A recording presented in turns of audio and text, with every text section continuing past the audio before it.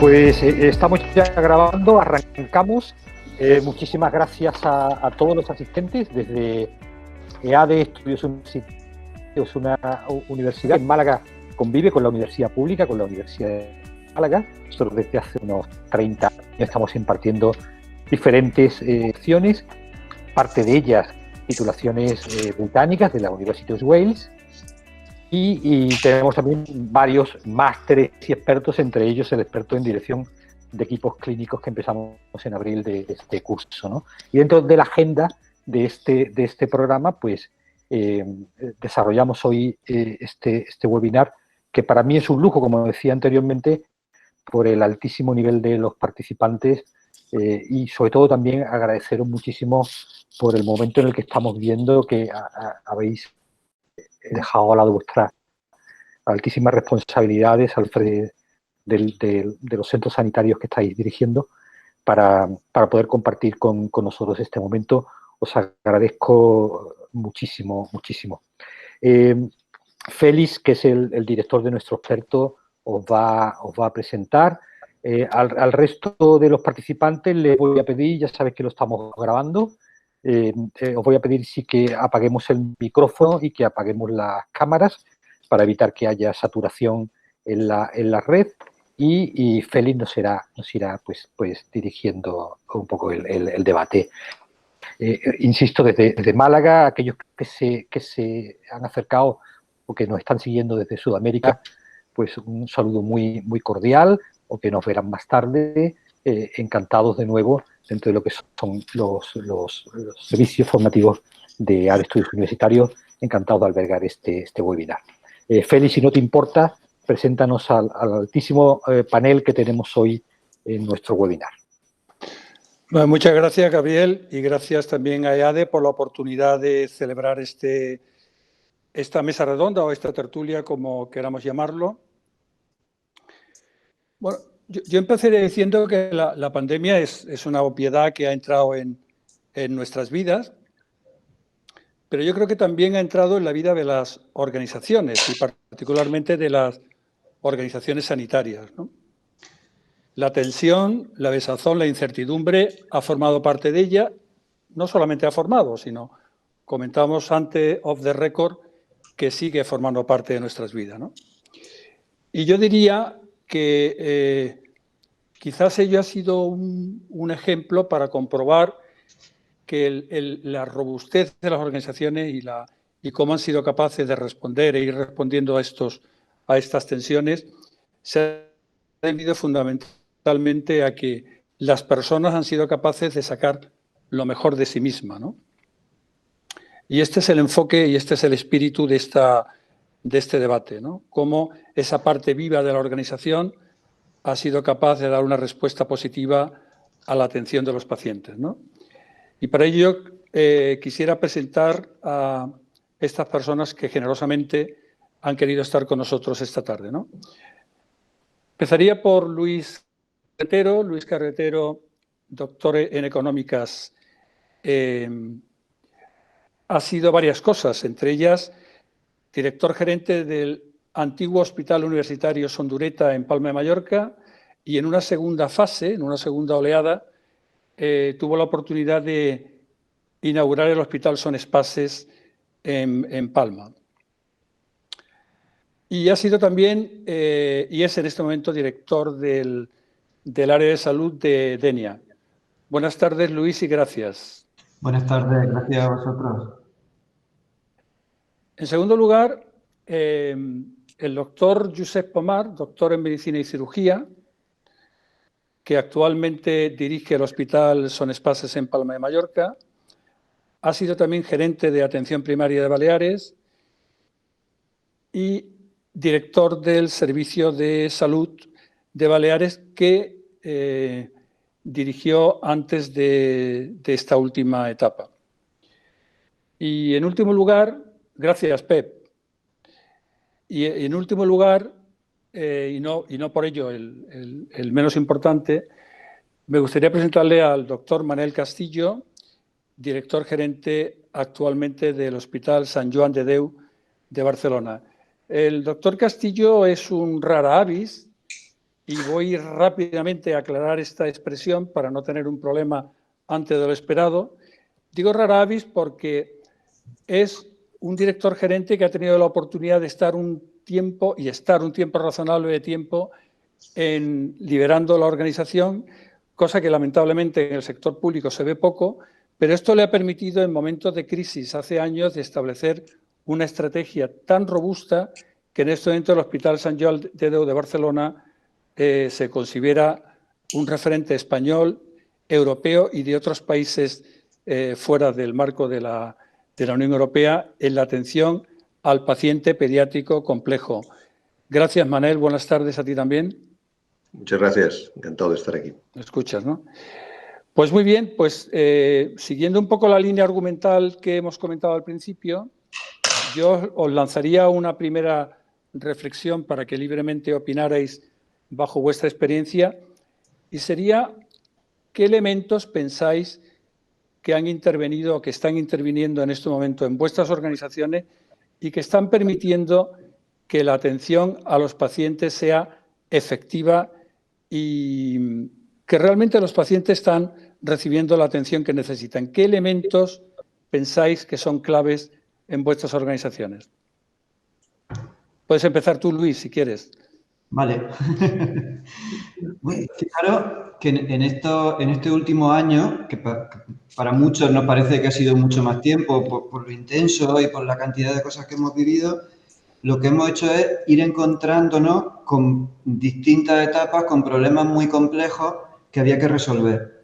Y desde mi punto de vista, además del valor de la dedicación de los profesionales y además de la implicación de todo el mundo, yo creo que podemos ver cómo la gestión es muy importante para conseguir resultados o para afrontar crisis tan complejas como las que hemos vivido.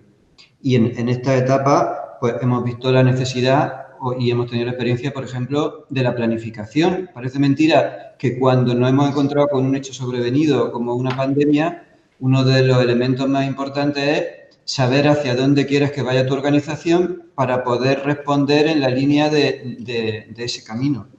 O la comunicación, tanto la comunicación interna como la externa. Ha sido muy importante mantenernos semanalmente en contacto pues, con los 33 alcaldes de la comarca en los últimos 6 meses, porque eso nos ha dado la fuerza pues, de impulsar una serie de líneas de trabajo, de compartir experiencias, de evitar inquietud por otros temas. La comunicación interna, de cómo cuando estás cambiando continuamente toda la organización necesitas estar en contacto con el máximo número de responsables posibles para poder explicar las cosas. O la integración del conjunto del sistema sanitario, lo importante que es trabajar todo a una cuando hay un problema tan serio. El análisis de procesos ha sido fundamental. Hemos tenido que pensar nuevos procesos, pero también que implantarlos de manera efectiva, aprovechar fortalezas como los sistemas de información, cambiar la organización en cada momento. Por eso, en momentos de crisis como este, también la gestión es muy importante y por eso yo creo que es muy importante trabajar en mejorar habilidades de gestión. Y, Pep, en Son Espaces, ¿qué elementos crees tú que están siendo claves para esta respuesta efectiva de los profesionales? Sí, fijaros que estamos en un momento, en nuestro caso, entrando en la tercera ola, ¿no? Por lo tanto, estamos viviendo ya una tónica, ¿no? Que por 3 veces se ha tenido que repetir y aunque todavía resulte un poco atrevido, un poco adelantarnos a sacar conclusiones porque estamos metidos todavía no tenemos la perspectiva de lo que está pasando, de cómo puede pasar. Sí que yo creo que algunas claves o algunas conclusiones sí que podemos empezar a decir, ¿no? Primero, que las organizaciones, aparte del sistema en general, las organizaciones tienen una alta capacidad de resistencia, ¿no? Aguantan muy bien las pruebas de estrés y son capaces, a pesar de que estamos en organizaciones todavía burocratizadas, jerarquizadas, etcétera, etcétera, son capaces de hacer también adaptaciones rápidas al cambio, ¿no? Nosotros hemos visto que en cada una de estas olas hay un momento, casi un momento mágico, donde todo el mundo toma conciencia de que estamos en riesgo inminente, ¿no? Y que no se puede perder más tiempo y que, por lo tanto, toca alinearse y toca dar esta respuesta, ¿no? Yo creo que esto, que tiene que ver también, yo creo, con el espíritu profesional, con el profesionalismo, esto se ha ido repitiendo. Y esto indica que nuestras organizaciones, con todos sus defectos, hay un pozo que tenemos que explotar y que tenemos que ser capaces de que sean elementos de cambio. Otro elemento importante, como comentaba también Luis, que se ha puesto de relevancia, es el tema de la comunicación, ¿no?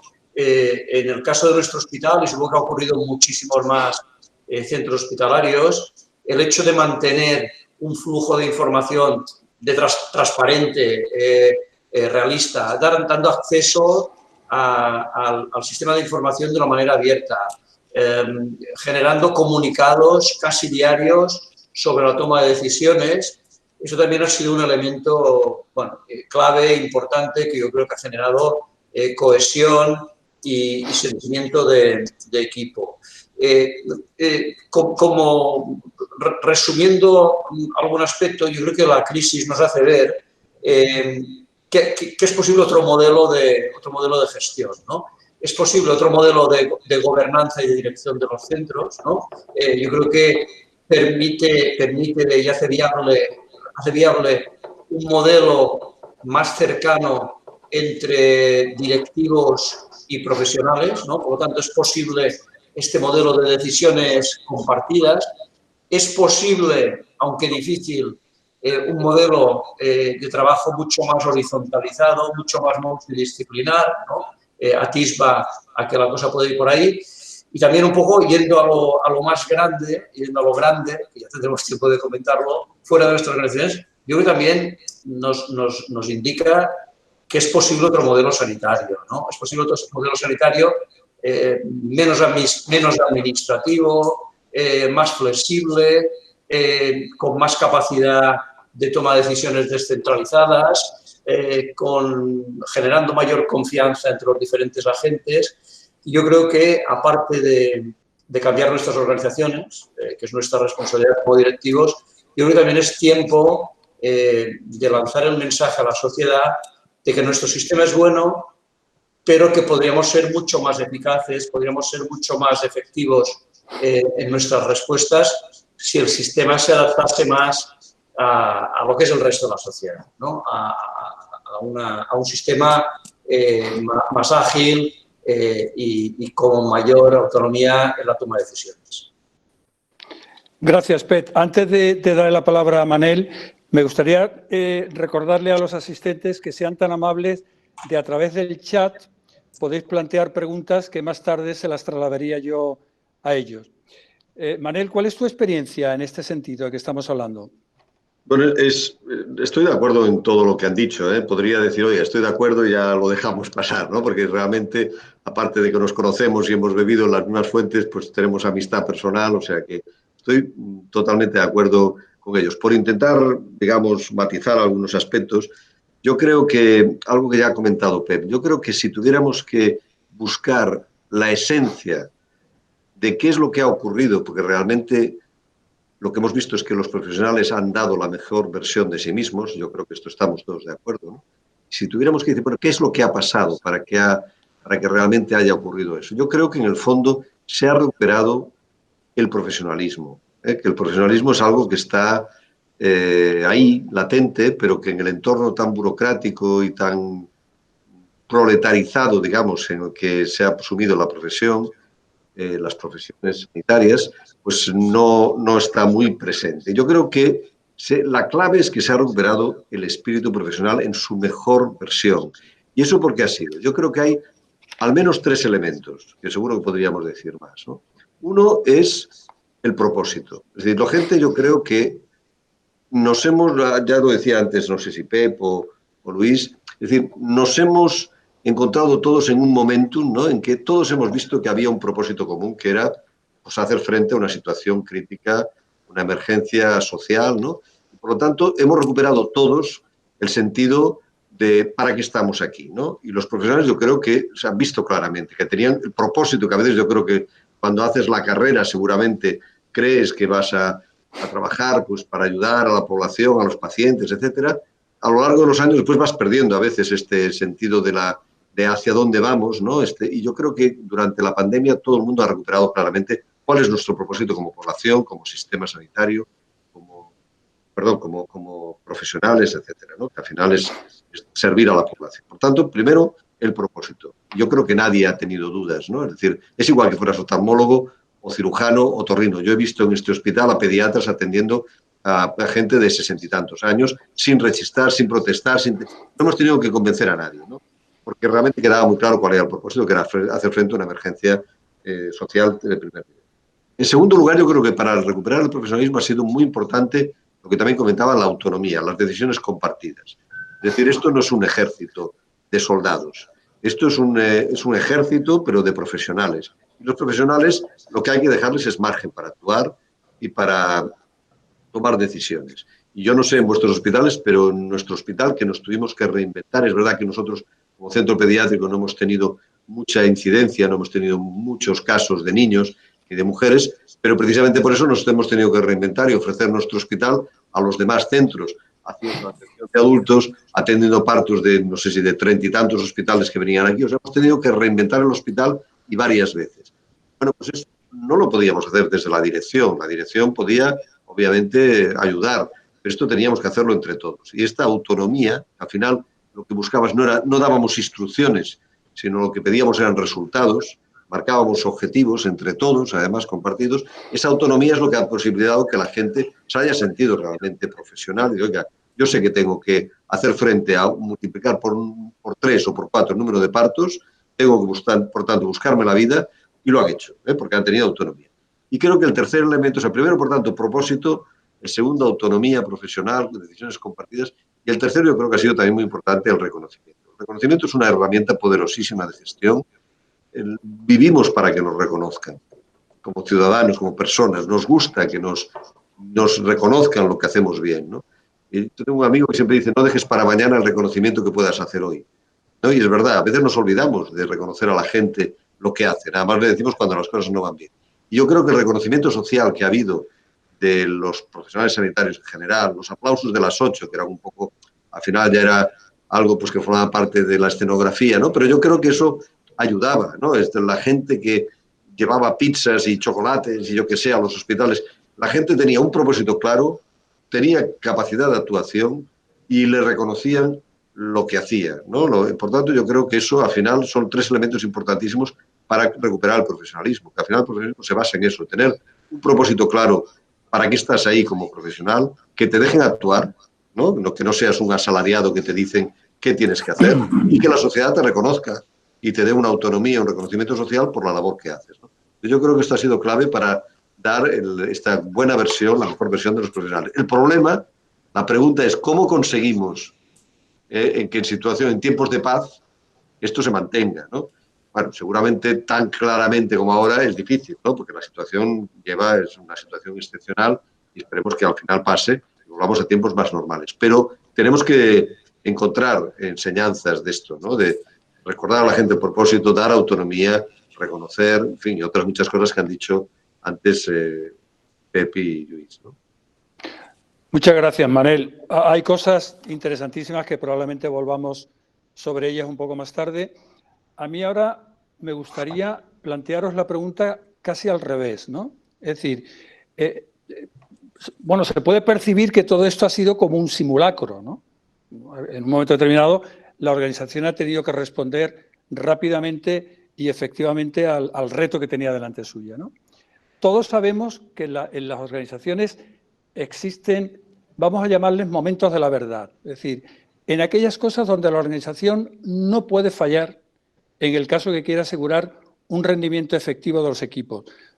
Desde vuestro punto de vista, ¿podríais identificar algunas de ellas? Luis, si quieres, empieza tú otra vez. Venga, hemos tenido muchas, porque ya en todo este tiempo ha habido muchas situaciones de momentos de la verdad. Quizá en la primera ola, cuando de pronto nos dimos cuenta que la primaria tenía un papel fundamental y teníamos que empoderar a la primaria para anticiparse y evitar que los pacientes se quedaran sin seguimiento y colapsaran las urgencias de los hospitales. Y ahí, claramente, fue importante porque conseguimos el resultado y porque cambió la percepción de la atención primaria desde el punto de vista de los propios profesionales del hospital, que vieron lo fundamental que era la aportación de la primaria.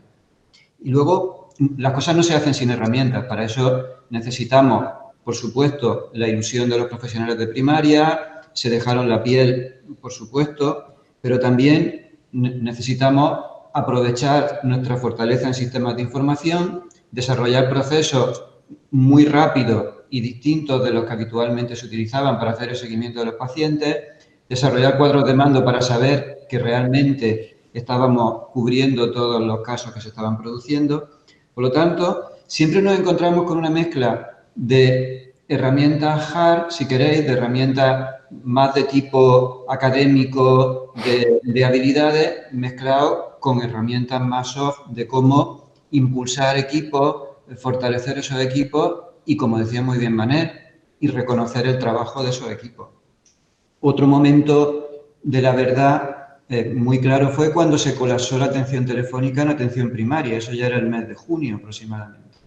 Ahí quien se reivindicó y quien aportó una solución muy rápido fue la parte no asistencial del hospital, la parte de gestión de pacientes.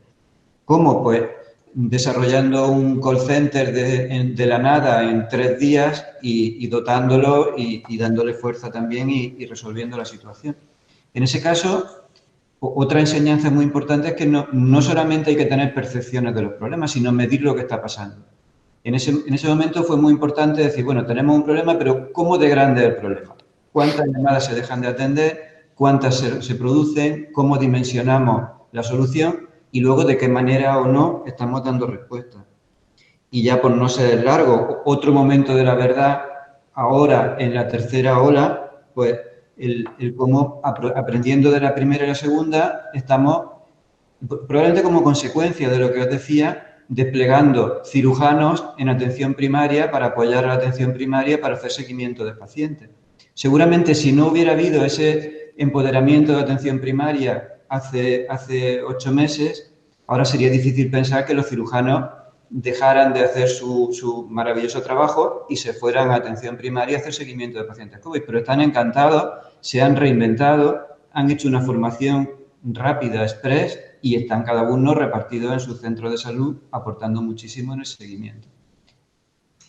Gracias, Luis. Pep, ¿qué opinas de este aspecto que planteo?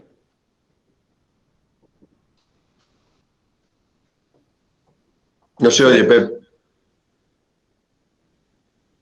Pep. Sí, perdón. Ahora. Antes que en estas olas se produce una curva que se parece a la curva aquella de los modelos de gestión de cambio, ¿no? Hay un primer momento en que parece que nada va a ser posible, ¿no? Que no es posible crear más camas, abrir más camas de UCI, que no es posible que los endocrinólogos pasen consulta en infecciosas, que no es posible encontrar más enfermeras. Yo creo que el momento de la verdad es el momento clave en el que de una manera creativa, no de una manera creativa participativa, se produce el sí se puede, ¿no? El sí se puede cambiar las estructuras, se puede transformar un área en otra cosa, se puede conseguir que los profesionales del área quirúrgica apoyen al área de urgencias, que los digestólogos apoyen el área de gestión. Yo creo que hay un momento de la verdad en el que hay un cambio y este cambio es deliberativo, yo creo que es un proceso de imaginación creativa que al final pues vas viendo que cada mañana se va rompiendo una barrera de algo que parecía imposible, ¿no? En las estructuras, en la organización funcional, es decir, es posible que trabajen conjuntamente profesionales de diferentes especialidades, es posible formar a profesionales para que en un par de semanas puedan atender a pacientes críticos. Yo creo que esto se va produciendo, ¿no?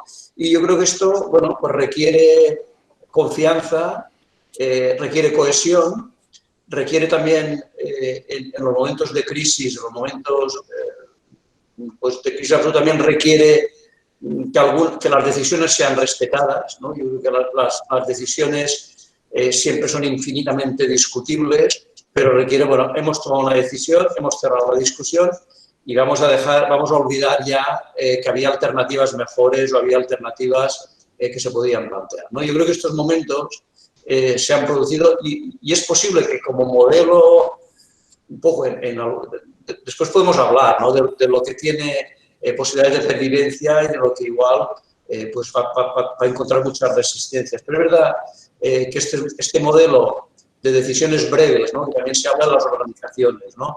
De olvidar estos largos comités de dirección en los que no llegamos a decidir nada, sino que, mire, el comité de crisis dura 25 o 30 minutos, por lo tanto hay que salir con 5 o 6 decisiones tomadas. Yo creo que también es una enseñanza bueno, que hay que anclarla, ¿no? Hay que preservarla. Bueno, estos momentos se han producido y yo creo que vale la pena identificarlos, porque a veces se nos escapan, un poco para incorporarlos a nuestro quehacer. Gracias, Pet. Y te traslado la pregunta a ti, Manel, en tu opinión, sí, desde tu experiencia de estos meses, de esta semana. Sí. ¿Qué crees tú que la organización no puede permitirse el lujo de mostrar para que estos equipos y estos profesionales den lo máximo de sí mismos? Sí, sí. Yo creo que, así como creo que el éxito depende o ha dependido sobre todo de los profesionales, ¿no? Porque al final han sido los que han hecho el trabajo, y de esa recuperación del profesionalismo, creo que también desde la parte de que lo que no teníamos que fallar era sobre todo desde la gestión, ¿no?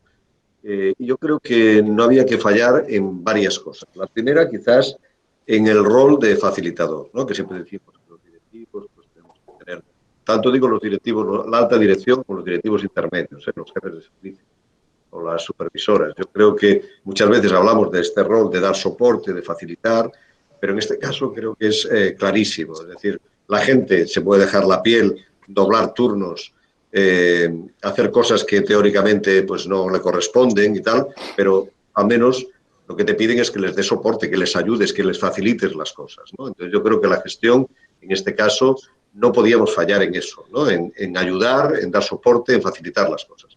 La segunda, y yo creo que también importantísima, y es un hecho que yo creo que no se ha tenido suficientemente en cuenta, es la flexibilidad, digamos, la agilidad en la toma de decisiones, la no burocracia, ¿no? Que esto ha sido un elemento que sin esto hubiera sido imposible.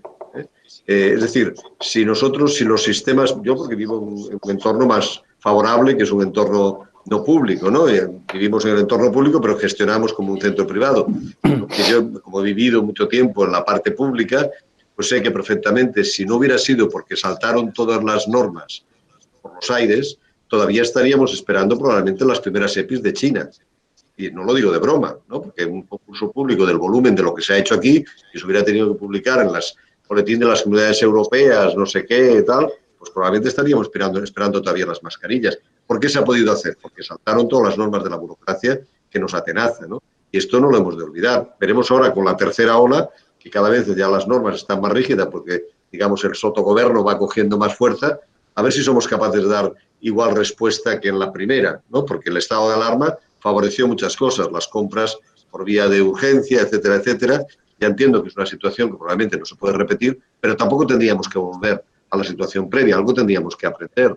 Es decir, si el modelo no sirve para hacer frente a una pandemia, ni siquiera a una situación más normal, pues a lo mejor hay que cambiar el modelo, ¿no? Por lo tanto, yo creo que no nos hubieran perdonado los profesionales que ellos se dejaran la piel y que nosotros dijéramos, bueno, perdone, para contratar un nuevo profesional, pues tenemos que hablar con los sindicatos, con la no sé qué, ¿no? Todas estas trabas burocráticas que hay, ¿no? Con el interventor y con yo que sé quién, ¿no? Por lo tanto, el segundo elemento no solamente facilitador, sino la flexibilidad, la agilidad, la desaparición de las normas que fueron momentos de la verdad, ¿no? Yo creo que la tercera ya salió antes, es la transparencia.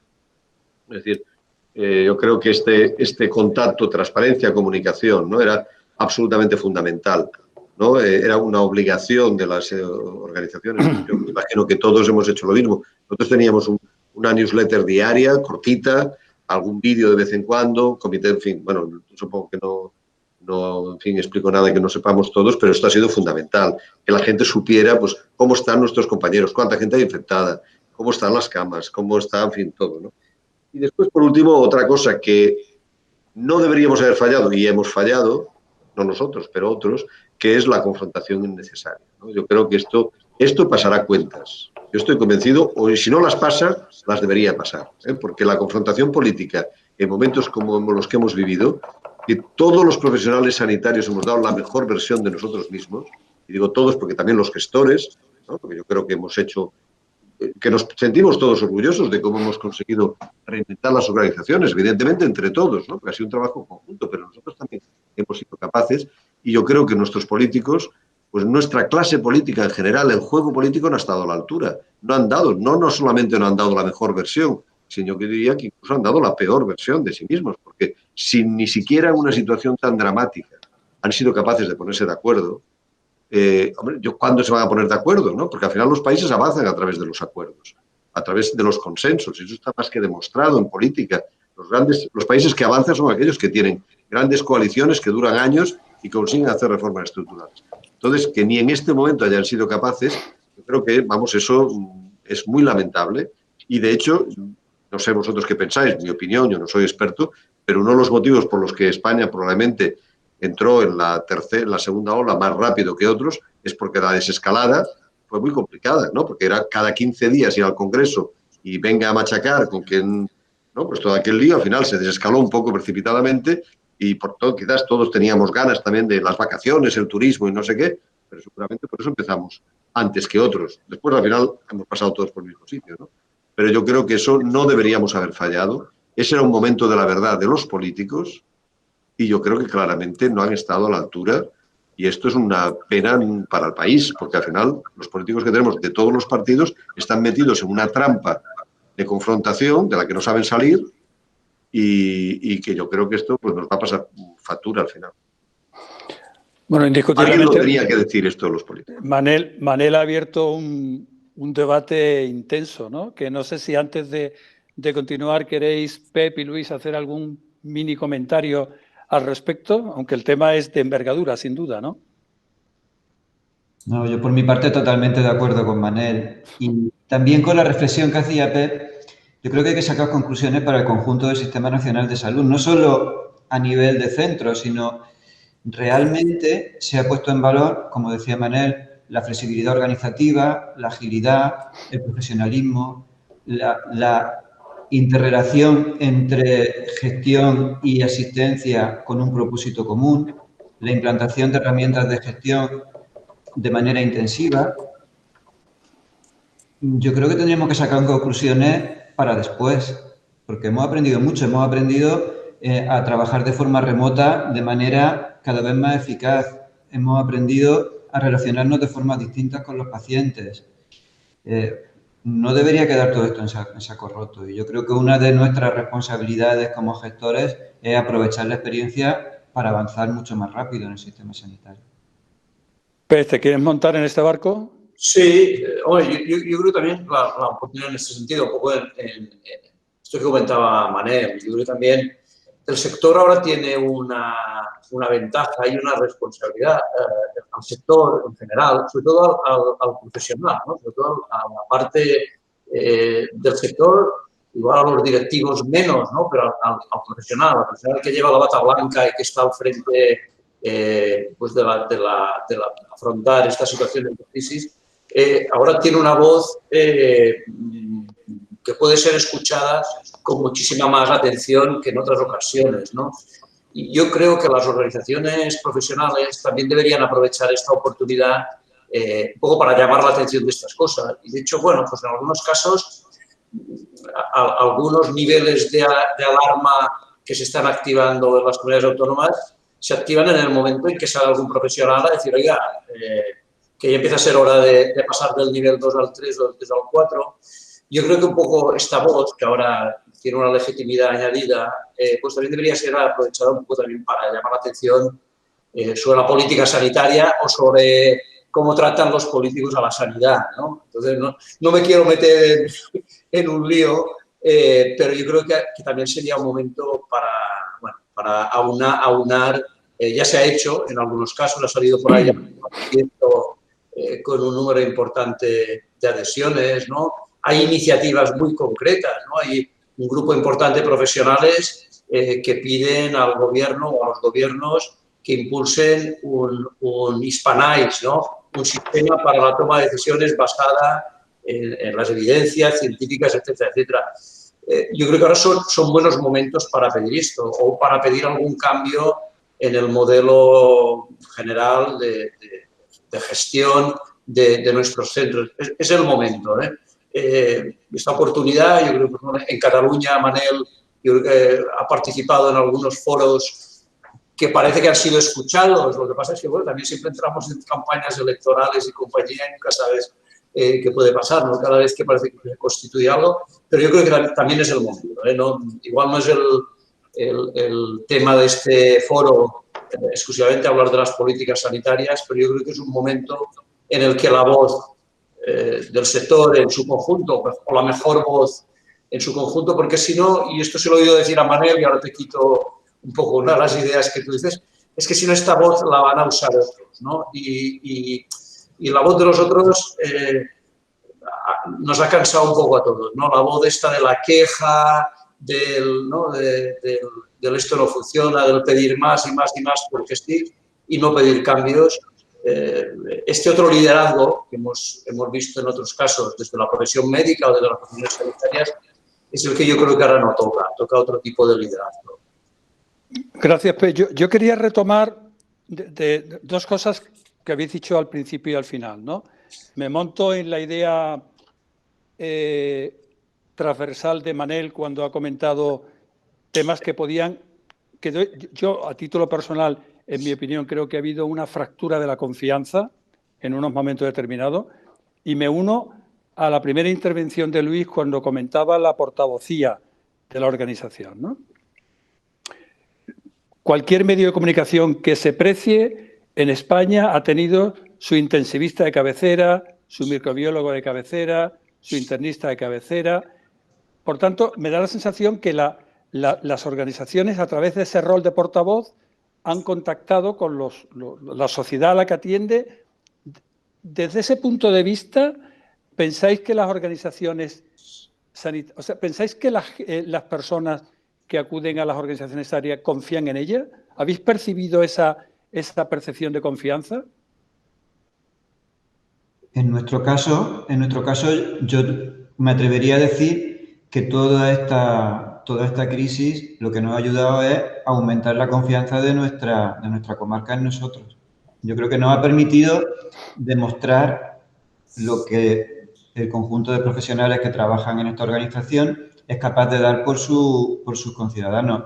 Y percibimos ese cariño, lo decía Manel antes, ese reconocimiento social se nota no solo en la pizza que regalaban hace 6 meses, sino en la manera en la que se habla de la sanidad en los distintos ámbitos de la sociedad cercana, de la comarca. Yo creo que eso es algo que tampoco podemos dilapidar, que tenemos que recoger y que trabajar. Desde ese punto de vista... me sumo a la idea de, que también lo decía antes Pep, de que ahora mismo tenemos un altavoz que no teníamos desde hacía mucho tiempo. Por primera vez, en las encuestas del CIS, que siempre dan alrededor del 60 y tantos % de ciudadanos que opinan que el sistema sanitario funciona bien o bastante bien, estas son las cifras que se han ido repitiendo, 64, 65. La última encuesta del CIS daba un 84% de gente que creía que había que introducir reformas en el sistema. Esto es una oportunidad de oro, porque para hacer reformas es necesario que la gente vea, ¿no? Esto que siempre habla Kotter, ¿no? La gestión del cambio, ¿no? Lo primero es generar el sentido de la urgencia, el sentido de que hay que cambiar. Y yo creo que ahora mismo todo lo hemos visto, los profesionales, los ciudadanos, no sé si los políticos, yo creo que también, lo que pasa es que no sé si se quedarán atrapados por el miedo a gestionar el cambio, ¿no? Pero yo creo que ahora todos vemos que es necesario darle un impulso. Tenemos un sistema sanitario magnífico, pero que es evidente que es magnífico sobre todo por 2 temas. Tenemos una buena ley general de sanidad que es muy equitativa y muy tal, y porque tenemos unos grandes profesionales y unas buenas instalaciones, a pesar de que a veces las criticamos porque están un poco descapitalizadas, pero démonos una vuelta por el mundo, démonos una vuelta, por ejemplo, por Gran Bretaña y veremos si tenemos buenos hospitales y una red de primaria. O sea, tenemos buenos profesionales, buenas instalaciones y una buena ley. Pero tenemos un modelo de gestión, todo lo que es lo MESO, que es una pesadilla, que se creó y se diseñó pues, en los años 40 y que desde entonces ha tenido muy pocos cambios. Entonces, ahora es el momento de poner en marcha estos cambios. Porque no es para privatizar, como dicen algunos, ni para, no, simplemente para poder hacer las cosas mejor, para tener más instrumentos, para dar resultados a la población, ¿no? Y tal como decía Pep, pues nosotros hemos partido varios, ¿no? En varios grupos, y no me quiero extender, pero vamos, yo creo que es el momento de que estas propuestas de reforma, que por otra parte no son muy diferentes a las que venimos diciendo muchos desde hace pues, 20 años, pues ahora es el momento de que esto se recoja en los programas electorales. Es cierto que aquí en Cataluña, por ejemplo, que hemos hecho un plan de 30 medidas de reforma muy soportado, muy consensuado con todo el sector, pues no ha pasado muchas cosas, en todo caso porque vamos a unas elecciones ahora, pero sí que es verdad que hay al menos 4 partidos políticos que han incorporado las 30 medidas, más o menos aderezadas de una forma distinta, pero las han incorporado en sus programas electorales. Esto es la primera vez que yo al menos lo veo. Siempre me miro los programas electorales y siempre hablaban de las mismas cosas, ¿no? La lista de espera, la no privatización, en fin, cosas de estas que están muy bien, pero que no entraban en el meollo de la cuestión, ¿no?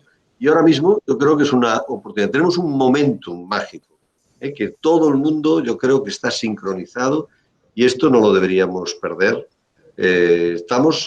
Nos quedan unos pocos meses de pandemia, que es la oportunidad. Si no somos capaces en estos pocos meses de introducir cambios, habremos perdido la segunda crisis, que la primera fue en el 2008, ¿no? Habremos perdido una segunda oportunidad y ya no habrá, yo creo, una tercera. Lo tercero ya será un sistema sanitario de poca calidad, si no conseguimos cambiarlas. Yo quería montarme en estas ideas que habéis comentado, que también Manel estaba apostillando ahora. Hemos hablado de resiliencia por un lado y de profesionalismo.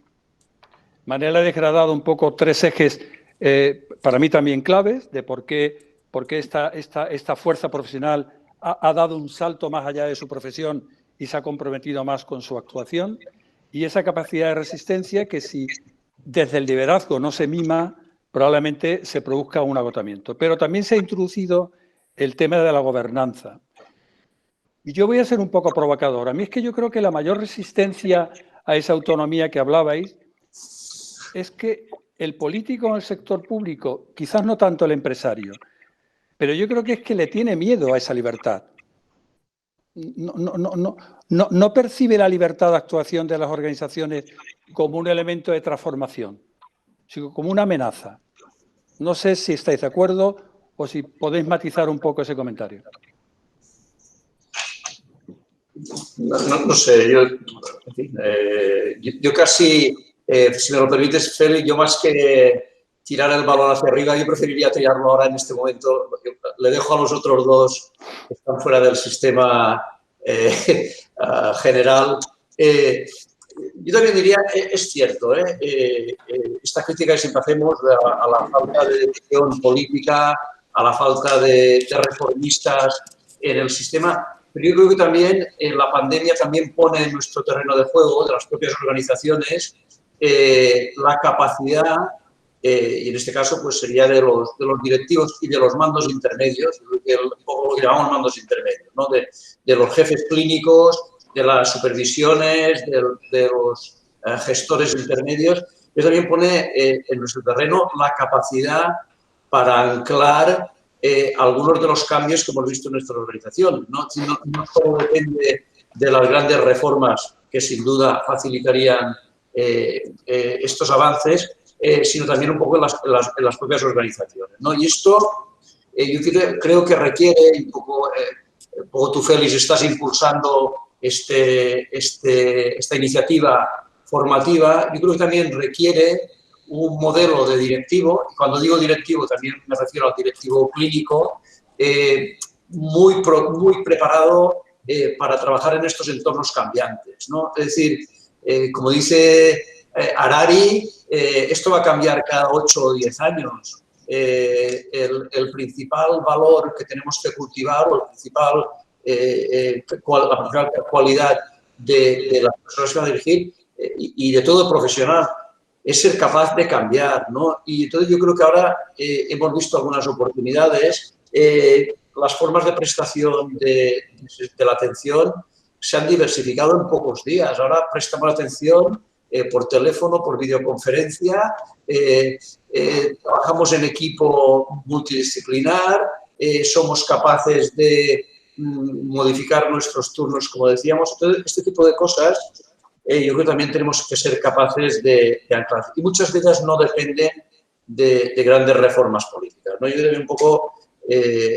Yo creo que con esto cambia el perfil o el rol del directivo. Yo creo que un directivo, en este caso digo, unos máximos directivos más humildes, más transparentes, más dispuestos a pactar y a escuchar.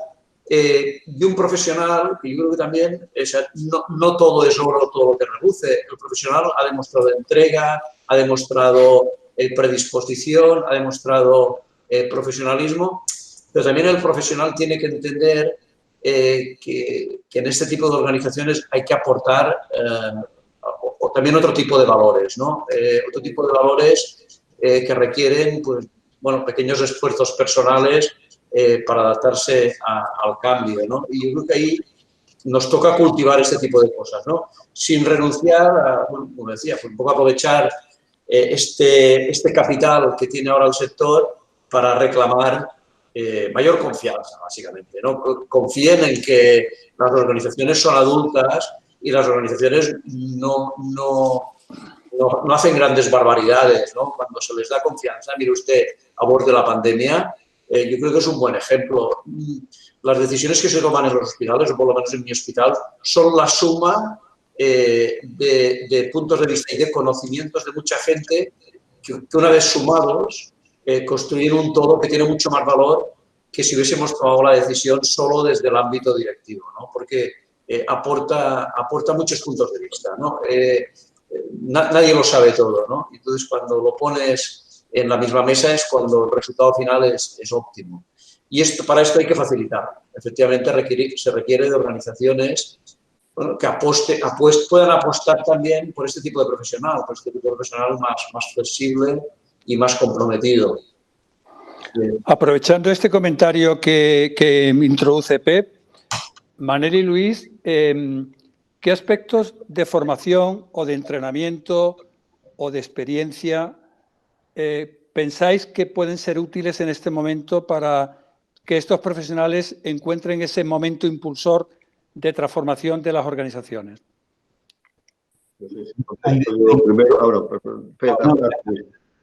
Venga, Manel. ¿Sí? Bueno, digo porque no es igual.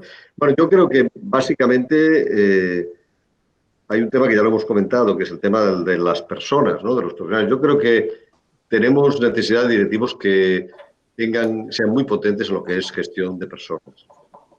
Cuando digo gestión de personas me refiero a capacidad de escucha, a liderazgo. Liderazgo no me refiero a este liderazgo, en fin, potente, ¿no? Sino un liderazgo tranquilo, un liderazgo que acompaña, un liderazgo resiliente, ¿no? Que sea capaz de cuando las cosas no salen bien a la primera, pues insistir y volver a insistir, porque al final las cosas nadie dijo que vivir fuera fácil, ¿no? Y sobre todo un liderazgo con mirada larga, ¿no? Con una mirada estratégica, ¿no? Y eso es importantísimo. Jefes o mandos intermedios que tengan esta mirada larga, este liderazgo de acompañar, resiliente, etcétera, etcétera, ¿no? Por tanto, yo creo que gestión de personas en base al liderazgo, en base a capacidad de escucha y en base a capacidad de saber reconocer. El reconocimiento no es una práctica que sea fácil de realizar. Es verdad que todos conocemos estas encuestas de estos instrumentos de evaluación del desempeño, ¿no? Con estas preguntas con respuestas múltiples, frecuentemente hace o casi siempre hace o nunca hace. Bueno, yo creo que estos instrumentos están bien, pero están bien para tenerlos en el cajón y que te sirva un poco de guión. Pero yo creo que el reconocimiento real es el que se hace en una conversación mirándose a los ojos. Y eso yo creo que se tiene que hacer mucho más. Y nosotros en nuestro hospital, por ejemplo, intentamos, que no conseguimos, intentamos que al menos una vez al año que todos los mandos se sienten al menos una hora con sus equipos para tener una conversación en fin, positiva, ¿no? De valoración de cómo están las cosas, de qué ámbitos de mejora hay. Hemos dedicado esfuerzos a formar a los mandos en este tema, porque es muy importante. Una mala evaluación, o sea, una mala entrevista de evaluación es mucho peor que no hacer nada. Pero si lo haces bien, eso genera, y eso lo hemos visto, genera muchísima energía en la organización. Cuando tu jefe, una vez al año, todos nos gusta que una vez de cuando en cuando nuestro jefe nos diga, oiga, me voy a sentar con usted, le voy a decir las cosas que usted hace bien y las que no hace tan bien, lo voy a decir, pero en términos positivos, de que podríamos mejorar, etcétera. Por tanto, yo creo que son instrumentos de gestión de personas. Si hay que hacer, si yo tuviera que, vamos, lo hacemos aquí, tenemos algún curso de gestión interna, ¿no? Creo que son de los elementos más importantes. El otro es gestión de proyectos, de procesos, ¿no? Que todos conocemos y que ahora hemos visto la necesidad, ¿no? De la importancia de saber estos conocimientos más ingenieriles, por decirlo de alguna manera, porque hemos tenido que reinventar el hospital y nos hemos dado cuenta que es muy necesario realmente tener, digamos, conocimientos dentro del equipo directivo, pues de técnicas Lean o de técnicas de gestión de proyectos, etcétera. Y después el tercer elemento, que yo creo que es de ahora y de siempre, es ser capaces de tener en cuenta siempre, o sea, orientarte a lo que es la atención, la buena experiencia del paciente, ¿no? Orientarte realmente al valor, ¿no? Y un curso de directivos intermedios o de alta dirección, yo creo que es un elemento que no puede faltar, ¿no? La gestión basada en el valor, los temas de experiencia del paciente, de design thinking. Hay toda una tecnología de participación mucho más elaborada que la que teníamos cuando empezamos en esto de la gestión, ¿no? Que, bueno, pues vamos a crear un consejo de salud y le vamos a preguntar a la gente lo que opina. Bueno, eso está muy bien, pero es muy naif. Hay muchas herramientas para dar paneles de pacientes, etcétera, para ver realmente cómo incorporar a los pacientes y conocer lo que esperan de la organización y orientar la organización en función de esas necesidades, ¿no? Por tanto, yo diría esas tres cosas, ¿eh? Gestión de personas, gestión de proyectos y orientación a experiencia de pacientes. Vale. Gracias, Manel. Luis, ¿querías intervenir? Perdón. Dime, Félix. ¿Querías intervenir? Sí, porfa. Venga, adelante. Venga, pues yo lo que dice Manel 100% de acuerdo, ya no tengo que repetirlo. Por añadir un poquito más, a nosotros nos ha ido muy bien también cambiar un poco el enfoque y decir, oye, no se trata de los mandos intermedios, sino de cada persona que trabaja en la organización en un puesto de responsabilidad y personalizar los itinerarios directivos para de alguna manera construir perfiles determinados en los distintos mandos intermedios. No, ni son iguales los perfiles de las personas, ni son iguales las aspiraciones de lo que quieren o lo que son capaces de hacer. Y, por lo tanto, personalizar la formación yo creo que es algo que es rentable a medio plazo. Y luego, además de lo que ya ha dicho Manel, seguramente el añadido sería introducir valores como la polivalencia. Eso lo hemos aprendido en este tiempo. Hemos aprendido que tenemos que ser capaces de que los anestesistas trabajen en la UCI, que eso es fácil, pero que las enfermeras de quirófano vean pacientes de intensivo o que los endocrinos en algún momento hagan de internistas. Y ese valor de la polivalencia yo creo que sería positivo mezclarlo con el que ya tenemos de la especialización y en el que trabajamos desde hace mucho tiempo. Y luego pues el de potenciar todas las herramientas de teleformación que ahora son necesarias, pero además que son útiles. Aunque tuviéramos la posibilidad de vernos personalmente, hay momentos en los que estas herramientas nos pueden aportar mucho también. Gracias. Bueno, esto, como veis, da juego para estar aquí otras 2 horas, pero me quería comprometer con el tiempo y sobre todo con vuestras agendas. Y antes de hacer un brevísimo resumen, me gustaría trasladar una pregunta que nos pasan por chat. La pregunta es si pensáis que por la tensión y por la sobrecarga con la que han vivido y están viviendo estas organizaciones la atención a la pandemia, ¿pensáis que eso está comprometiendo la atención a otras patologías? Bueno, contesto brevemente.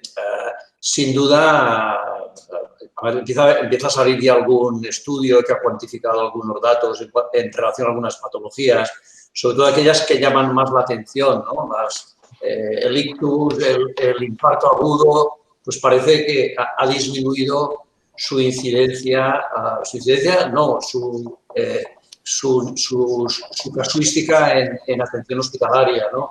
y por lo tanto hay cosas que indican que algunos pacientes, algunos ciudadanos, por diferentes razones, no se han acercado a su médico, no se han acercado a su hospital para controlar su problema, ¿no? Sí que yo creo que en los hospitales, en nuestro caso, en Baleares, yo creo que en casi todas las comunidades se ha puesto un especial interés en la patología oncológica. Yo creo que la patología oncológica, una vez detectada, sí que se ha puesto interés en que no quedase marginada a pesar de la pandemia, pero está claro que los datos de actividad del año 2020 son mucho más bajos, entre un 20 y un 30% menos de actividad, dependiendo de las especialidades o dependiendo del tipo de actividad, y esto indica, bueno, pues que evidentemente hay intervenciones quirúrgicas que probablemente no eran claramente urgentes, pero que provocan molestia, dolor en fin, y mala vida a la persona que lo padece y no se han abordado, procesos incipientes que posiblemente todavía no podrían estudiar de manera adecuada, sin ninguna duda.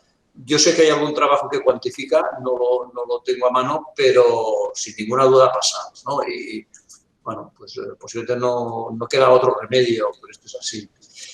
También pienso, o por lo menos en nuestro caso, primera ola en relación a tercera ola, el hospital de la tercera ola, sí, con muchísima más presión en el área de críticos y con más presión de hospitalización que la primera ola, el hospital mantiene mucha más actividad que en la primera ola. La primera ola coincidía con un estado de alarma, con un confinamiento total por parte de la población, pero en este momento en nuestro hospital por lo menos sigue habiendo consultas, sigue habiendo un nivel muy bajo de actividad quirúrgica, pero la hay, y por lo tanto también es verdad que hemos aprendido a convivir, a hacer compatible la atención al paciente general con la atención al paciente COVID, con todas las limitaciones del mundo.